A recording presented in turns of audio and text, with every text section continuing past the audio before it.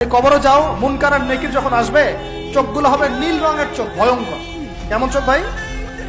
নীল রঙের ভয়ঙ্কর চোখ। আমি বলি একটা হাদিস, কোন একজন নবী আল্লাহকে বলেছিলেন যে আল্লাহ, আমি মারা যাওয়া কোনো মানুষকে দেখতে চাই, সে কেমন আছে।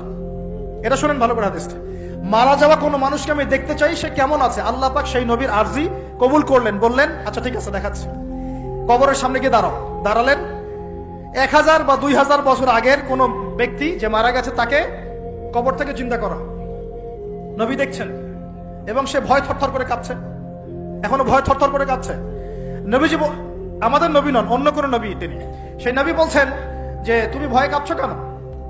তুমি কত বছর আগে ইন্তেকাল করছো, কি তোমার হালচাল বলো আমাকে। সেই ব্যক্তি বলছে আমি আজকে থেকে 1000 বা 1500 বছর আগে মারা গেছি। আমি ভয়ে কাঁপছি, যখন আমি মারা যাচ্ছিলাম মালাকুল মউত যে আকৃতি নিয়ে আমার সামনে এসেছিল, ওই আকৃতি আমি এখনো ভুলতে পারি না, তাই দেখে আমি থরথর করে কাঁপছি।